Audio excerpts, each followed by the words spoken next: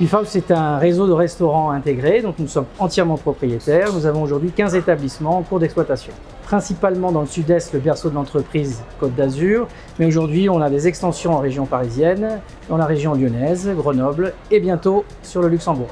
L'écosystème de Beefhouse est très élargi. En amont, nous sommes capables et nous avons intégré toute la chaîne de construction et de pilotage chantier et réalisation de nos travaux.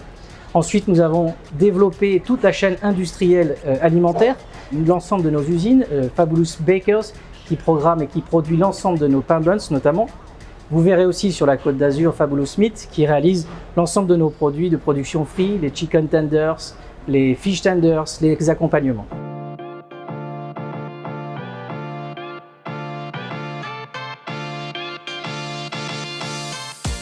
Aujourd'hui, le groupe est structuré à la fois avec des équipes dans les restaurants, donc à peu près 450 salariés dans l'ensemble de nos restaurants. Et nous avons à peu près une cinquantaine de salariés à la fois dans nos usines, dans le digital, dans le marketing, mais aussi dans le contrôle de gestion. Les chiffres clés de notre groupe, c'est environ 32 millions d'euros de chiffre d'affaires sur 15 restaurants, un excédent brut d'exploitation de l'ordre de 4,2 millions d'euros, soit 14% pour l'année 2020. On a fait une première levée de fonds avec Tudigo pour financer notre projet de Beer & Beef à Créteil-Soleil. On avait fait une levée de fonds sous format obligataire avec un taux de rendement de 10% et on a atteint un résultat qui est extrêmement satisfaisant pour nous avec plus de 300 000 € qui ont été levés. On a eu de nombreux contacts avec des investisseurs qui se sont dit très intéressés pour participer à des projets de plus grande envergure au sein du groupe Beefhouse. Aujourd'hui, on revient donc sur la scène avec une nouvelle levée de fonds en action cette fois-ci pour pouvoir accompagner les projets de développement du groupe et renforcer la structure financière du groupe.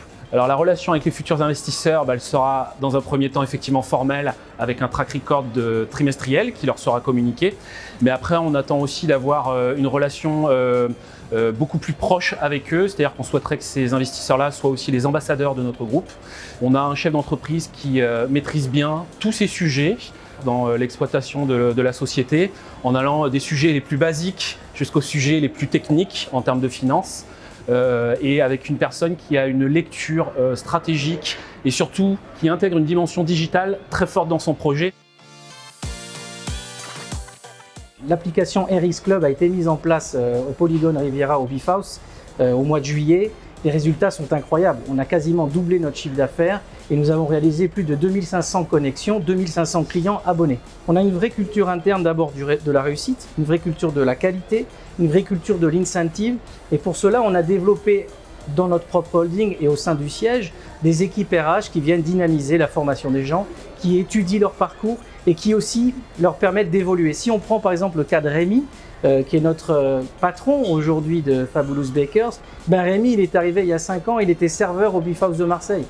Il est passé maître d'hôtel, puis directeur, et il a changé complètement d'orientation et il est devenu aujourd'hui actionnaire à mes côtés, c'est important. C'est ce qui permet aussi d'avoir une notion de partage de richesse et donc d'implication, mais aujourd'hui Rémi est devenu le patron de Fabulous Bakers, donc voilà la dynamique et l'écosystème social que l'on peut créer autour de tout cela.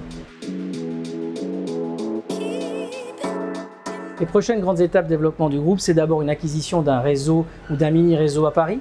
Je tiens vraiment à ce que nous ayons 3 ou 4 belles implantations en région parisienne. Puis après, c'est le développement en Europe et à l'étranger. Donc celui qui va investir chez nous a d'abord une garantie d'investissement parce qu'il va investir sur 15 établissements qui ont une vraie valeur économique, une vraie valeur de marché, une vraie récurrence aussi économique, et ça c'est important. Mais ils vont aussi investir dans un vrai projet d'exploitation semi ou industrielle qui va leur donner là aussi de la garantie, mais ils vont vraiment participer à un écosystème valorisant pour eux et pour nous. Beefhouse, c'est une famille qui est en plein développement avec des projets très intéressants, très ambitieux.